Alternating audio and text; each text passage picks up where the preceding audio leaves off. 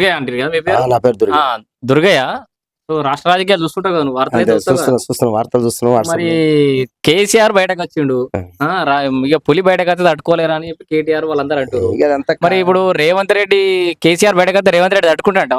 అదంతా ఏం కాదు, కేసీఆర్ కాదు హరీష్ రావు ఎవరైనా ఆయన కంటే పై ఆఫీసర్లు మోడీ వచ్చినా గానీ రేవంత్ రెడ్డి తట్టుకునేంత సత్తా రేవంత్ రెడ్డికి ఉన్నది. ఇది ఇప్పుడు ప్రాజెక్టులు కట్టించినాం, ఇది కట్టించినాం, అది కట్టించడం అంటే అప్పుడు ఇప్పుడే అన్ని కాంగ్రెస్ ప్రభుత్వంలో అయినాయి ఇప్పుడు అవన్నీ. కాకపోతే ఏంటంటే తెలంగాణ ఉద్యమంలో ఈయన కొంచెం బాగా పాల్గొన్నాడు కాబట్టి ఒకసారి తెలంగాణ ఇచ్చి చూద్దాము అనే ఆలోచన మీద అప్పుడు సోనియమ్మ తెలంగాణ ప్రకటించింది కాబట్టి దాంట్లో ఈయన మళ్ళా అప్పుడు నీ పార్టీలో ఉంటే నీకే నిలయం అయిపోతా అన్నాడు. తర్వాత వచ్చినాక అయితే రాజశేఖర రెడ్డి ఆయనకి ఏదో కర్మగాలి ఆయన చనిపోయింది కాబట్టి ఈయన జర తెలంగాణ డిక్లేర్ అవుట్లా ఈయన ఇక ప్రాజెక్టులు నేను తెచ్చిన, ప్రాజెక్టులు కట్టించిన, కాలువలు తెచ్చిన, ఇవి తెచ్చిన అంటారు. అదంతా కాదు, అది కాంగ్రెస్ ప్రభుత్వం సెంటర్ నుంచి వచ్చింది అది. ఇప్పుడు ఈడ సిద్దిపేట ఇప్పుడు మన ఆంధ్రప్రదేశ్ లో ఇప్పుడు ఈయననే కాదు, ఉమ్మడి ఆంధ్రప్రదేశ్ ఉన్నప్పుడే రాజశేఖర రెడ్డి పీరియడ్లోనే రాజశేఖర రెడ్డి తోటి సవాల్గా ఇచ్చిరిండు రేవంత్ రెడ్డి అసెంబ్లీలో. ఎందుకంటే అప్పుడు టీడీపీలో ఉన్నాడు కదా ఆయన మీదకే సవాల్ ఇచ్చిరిండు. అయ్యా ఇవాళ నువ్వు మాట్లాడుతున్నావు మీ ప్రభుత్వం ఉన్నదని కాదా, టైం వచ్చినాడు మేము కూడా వస్తాము, మేము కూడా చేస్తాం, మీకంటే మంచి చేస్తామని మాట్లాడిండు. ఈయనకి ఏదో అప్పుడు ఈ కేసీఆర్ కు అప్పుడు స్పీకర్ పదవి ఇవ్వకపోతే ఈయన కొద్దిగా బయటకు వెళ్ళి తెలంగాణ ఉద్యమం స్టార్ట్ చేసి కొడుకుని రప్పించుకొని బిడ్డను రప్పించుకొని ఇదంతా కంప పెట్టిండు. కానీ ఇక అదంతా కాని పని.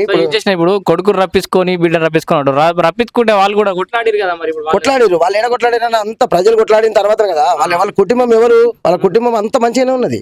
ఇప్పుడు వేరే కుటుంబాలు వేరే జనాలే నాశనం అయిపోయారు. జనాల గురించి కొట్లాడుతారు, ఏం కొట్లాడుతారు జనాల గురించి, ఏసీలలో ఉండి జనాల గురించి కొట్లాడుతారు, జనాలు రెచ్చగొట్టుకుంటా. ఇప్పుడు వాళ్ళకి ఏమైనా అవుతున్నాయి, వాళ్ళ దెబ్బలు తాకుతున్నాయా, నోరు నొత్తుందా, వాళ్ళకి ఏం కాలు చేతులు గుంస్తున్నాయా, ఇంట్లోనే ఉంటారు, ఏసీలలో ఉండుకుంటా మాట్లాడుతారు జనాల గురించి. మాది మాకే ఇది ఏంటంటే మాది మాకు పెట్టుడే. ఇప్పుడు ఈ ప్రభుత్వం వచ్చిన నుంచి రుణమాఫీ చేసింది, రేషన్ కార్డులు ఇచ్చింది, సన్న బియ్యం ఇచ్చింది, ఇంకేం కావాలి, ఇప్పుడు కరెంటు బిల్లు 0 ఇచ్చింది. ఇచ్చిన సంక్షేమ పథకాలు అయితే ఇంతో అంతో అమలు చేసేస్తారు కదా వీళ్ళు. ఇంద్రమ్మ ఇల్లు అన్నారు, ఇంద్రమ్మ ఇల్లు కూడా ఇచ్చేసారు. ఏమున్నాయి, ఏం లేదు చేసేది. మళ్ళా వచ్చే 5 ఏళ్ళలో కూడా రేవంత్ రెడ్డి గెలుస్తాడు 100%. కేసీఆర్ మొన్న మీటింగ్ లో కూడా మాట్లాడుకుంటే అంత ఆగమాగం అయిపోయింది, తెర్ర అయిపోయింది తెలంగాణ వాళ్ళ చేతిలో పెడితే జనాలు ఆల్రెడీ గోసపడుతురుగా, మళ్ళీ కేసీఆర్ వస్తాడని అంటారు కదా. అదంతా కాదు, ఇక కేసీఆర్ వచ్చినా కేసీఆర్ అనేది మర్చిపోవాలి. ఇప్పుడు ఆయన బీఆర్ఎస్ ప్రభుత్వం బీఆర్ఎస్ అని పెట్టుకున్నాడు, టీఆర్ఎస్ పోయి బీఆర్ఎస్ పెట్టుకున్నాడు. బీఆర్ఎస్ పెట్టుకుంటే ఏడున్నది, మొన్న పార్లమెంట్ ఎలక్షన్లలో 0 వచ్చింది, ఒక సీటు కూడా రాలే. బీజేపీ వాళ్ళకు 8 వచ్చినాయి, కాంగ్రెస్ వాళ్ళకు 8 వచ్చినాయి. అవేనా ఇంకెక్కడి ఆయనకు ఒక సీట్ అన్న రాకపోయాయి కదా. ఆయన బీఆర్ఎస్ పెట్టుకొని మళ్ళీ ఇప్పుడు కవిత వచ్చింది, ఏదో పార్టీ పెట్టుకొని తెలంగాణ పార్టీ పెట్టుకొని కవిత వచ్చింది, నేనేదో ముఖ్యమంత్రిని అయితే నేనేదో చేస్తా, బీఆర్ఎస్ వాళ్ళు చేయలేదు, కాంగ్రెస్ వాళ్ళు మంచిగా చేస్తలేరని చెప్తుంది.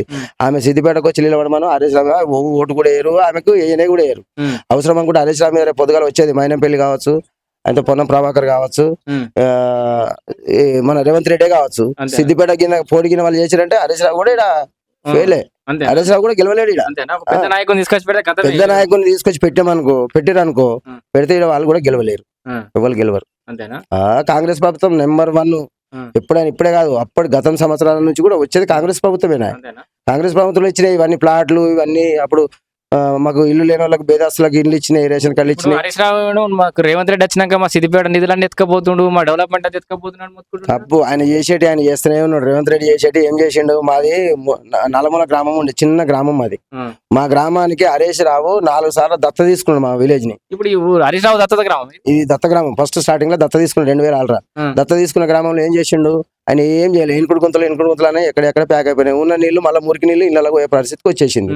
ఇప్పుడు ఇది పైలట్ ప్రాజెక్ట్ అయింది కాబట్టి మాకు ఈ మోరి కాలువలు, సిసి రోడ్లు, ఇందిరమ్మ ఇండ్లు, ఈ రుణమాఫీ, రేషన్ కార్డులు. ఇప్పుడు 10 ఏళ్ళు రేషన్ కార్డే అనేది లేకపోయిండే వాళ్ళు. మేము ఇచ్చిన గ్రామంకి రేషన్ కార్డులు ఏది ఓన్లీ ఒక డబుల్ బెడ్రూమ్ ఇచ్చినా మూమంటే కూలిపోయేటట్టున్నాయి, బాగా వర్షాలు పడితే కూలిపోతున్నాయి. ఇప్పుడు దత్తత గ్రామంలో పేదోడు అనేది లేకుండా డెవలప్ చేయాలి. వాస్తవానికి అయితే అందరికి ఇల్లు ఇవ్వాలి, కేసీఆర్ డబుల్ బెడ్రూమ్లు ఇవ్వలేదు. ఇప్పుడు మీరు వచ్చినాకనే వీళ్ళు కాంగ్రెస్ వాళ్ళు వచ్చినాక 180 ఎంతో 200 ఏమో వచ్చినాయి, 204 ఇండ్లు వచ్చినాయి. అందులో కొన్ని రిజెక్ట్ అయినాయి కాబట్టి, కొన్ని చనిపోయిన వాళ్ళు ఉంటే వాళ్ళు తీసేసి రిజెక్ట్ అయినాయి కాబట్టి మాకు 184 ఇండ్లు వచ్చేసినాయి వెంకటాపూర్ కు. ఫస్ట్ విడతనే 184 వచ్చినాయి. సెకండ్ విడతలో ఒక 50-60 మళ్ళా ప్రపోజల్ చేసిర్రు. తర్వాత థర్డ్ లిస్ట్ లో కూడా ఇంకొక 10-15-20 కూడా వచ్చే ప్రపోజల్ కూడా ఉన్నాయి.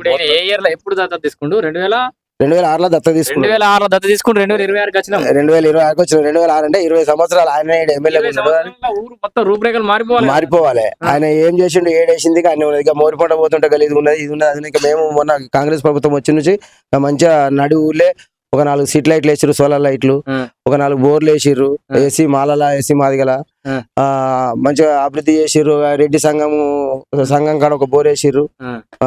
సిద్దిపేట కూతవేడు దూరంలో మున్సిపాలిటీ దగ్గర ఉన్నది, పైలట్ ప్రాజెక్ట్ తీసుకున్నాడు, ఏం డెవలప్ కాలేదు. ఏం డెవలప్ కాలే. ఆయన పైలట్ ప్రాజెక్ట్ కింద ఏం తీసుకోలేదు. దత్త తీసుకున్న గ్రామం ఫస్ట్ మాదే వెంకటాపూర్ దత్త తీసుకున్నాడు. మన సిద్దిపేట రూరల్ మండలం వెంకటాపూర్ దత్త తీసుకున్నాడు ఫస్ట్ 2006లో తీసుకున్నాడు. 2004లో ఇక్కడికి ఎన్నికయ్యాడు. 2000 దత్త తీసుకున్నాడు. మేము రాష్ట్రపతి తోటి అప్పుడు మేము ward member unanimous ward member sarpanch లో అయినాం కాబట్టి రాష్ట్రపతి తోటి సంగారెడ్డి అవార్డు అందుకుని వచ్చినాము. మేము నిర్మల్ పురస్కార్ అవార్డు కూడా అందుకున్నాము. అట్లా అయినా కూడా ఈయన ఏం చేయలే. ఏదో పేరు గొప్ప ఊరి అంతే, ఏం చేయలేదు. మా చెప్పులు మొత్తం చెప్పుకుంటాడు ఆయన. ఆయన చెప్పుకోవడానికి ఏమున్నది బాగా చెప్తాడు. చెప్పుడు ఏమున్నది, ఇది చేసినా అది చేసినా అంటారు. కానీ ఇప్పుడు మీరే చూడండి సార్, ఇప్పుడు 200 ఇందిరమ్మ ఇండ్లు వచ్చినాయి అంటే అర్థం చేసుకోండి. అప్పుడే మీరు ఇచ్చిన, ఇప్పుడు ఒకవేళ నువ్వు దత్త తీసుకున్న గ్రామం అయినట్టుంటే, నువ్వే డెవలప్ చేసినట్టుంటే ఇంతగానం రాకపోవు కదా, ఇంతగానం కట్టుకోకపోదు కదా. అప్పుడే కట్టుంటే ఇప్పుడు రాకనే పోవు కదా,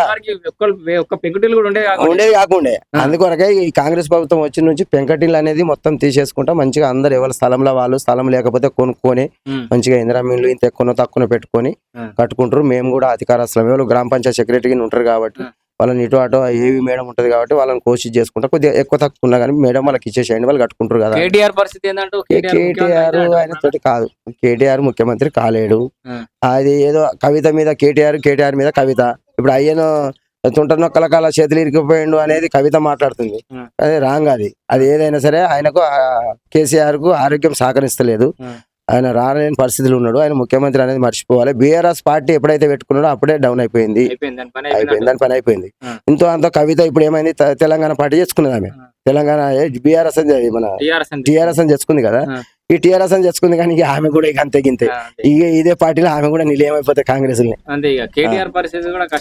కష్టమే కేటీఆర్. ఈ హరీష్ రావు ఇప్పుడు ఏంటంటే సెంట్రల్ మినిస్టర్ల తోటి మంతకాలు నడిపిస్తుండు.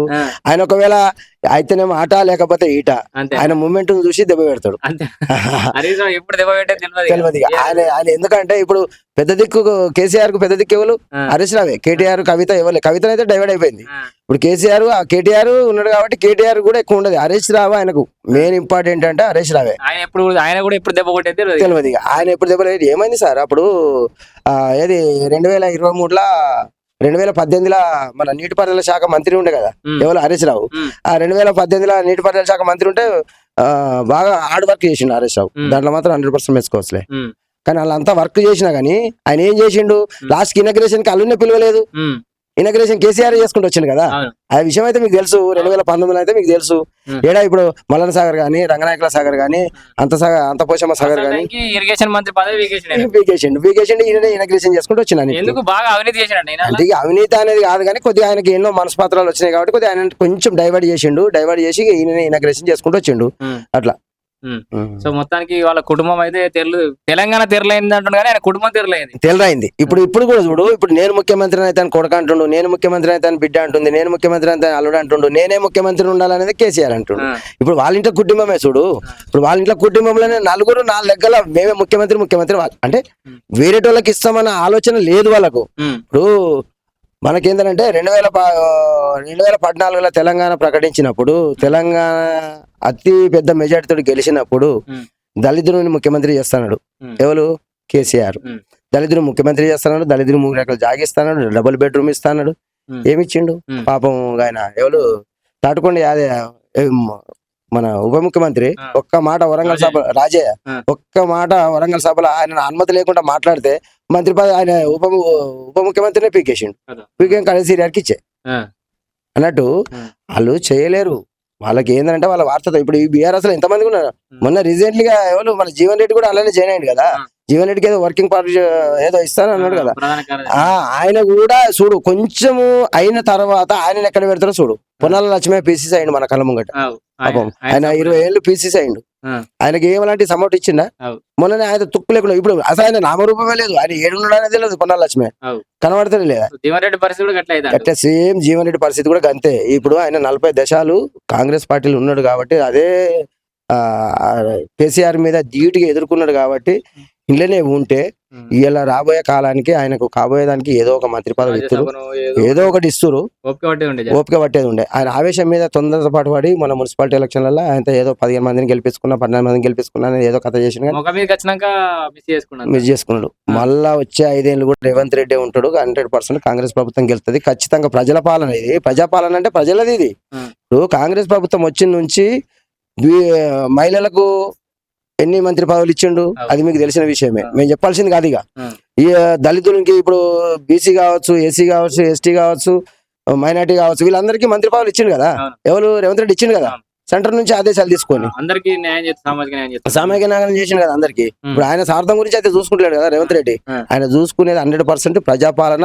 ప్రజాపాలనకు ప్రజల గురించే ఉంటాడు, ప్రజలనే గెలుస్తుంటాడు, ప్రజలనే తిరుగుతుంటాడు. ప్రజల పాలన అన్నట్టు అది 5 ఏళ్ళది ప్రజాపాలన అనేది పోదిగా. ఒకవేళ ఈ కాంగ్రెస్ ప్రభుత్వం పోయినా ప్రజాపాలన అనేది పోదు 100%. ఎందుకు పోదు అని అంటున్నాను. ఇప్పుడు మాది ప్రజాపాలన, మాకు అందరికి ప్రజాపాలన పెట్టి మాకు ప్రజాపాలన ధరణిలో జరిగిన మోసములు మన ప్రజాపాలన కొంచెం మంచి జరిగినాయి. ఎందుకు అంటే నా భూమి నీకెక్కించుడు, నీ భూమి ఇంకో వాళ్ళకి ఎక్కించుడు, ఈ ధరణి వచ్చి కూడా మోసం బాగా అయిపోయింది. ఆ మోసంలో కూడా ధరణిలో చాలా మళ్ళీ కొన్ని మిస్టేక్లు జరిగితే కూడా అధికారస్తులు కూడా వచ్చి మాది పైలట్ ప్రాజెక్ట్ అయినాక వచ్చి కూడా అధికారస్తులు నిలబడి ఇక్కడ కూకుండి కలెక్టర్ కాడికి వచ్చారు. కలెక్టర్, జాయింట్ కలెక్టర్ అందరు వచ్చి కొన్ని సిరిసెల్ బర్సలు ఉంటే కూడా చేసి వాళ్ళకి సెట్ చేసిపోయారు. అందుకే మాది రేవంత్ రెడ్డి సర్కార్ తిరుగులేదుగా. రేవంత్ రెడ్డి సర్కార్ కి ఎలాంటి తిరిగేలేదు. 100% ఆయన ముఖ్యమంత్రి ఖచ్చితంగా అవుతాడు. ఇప్పుడు వచ్చే పార్లమెంట్ ఎలక్షన్లలో కూడా ఈ హరీష్ రావు మీద ఒక గట్టి క్యాండిడేట్ నిలబడితే హరీష్ రావు కూడా ఓడిపోతాడు. బస్ సిద్దిపేట ఆయనకు ఒకటే ఏముంది, సిద్దిపేట అనేది ఒకసారి మన కాంగ్రెస్ కార్యకర్త గెలవాలనేది ఒక ఆలోచన వాళ్ళకు రేవంత్ రెడ్డికి.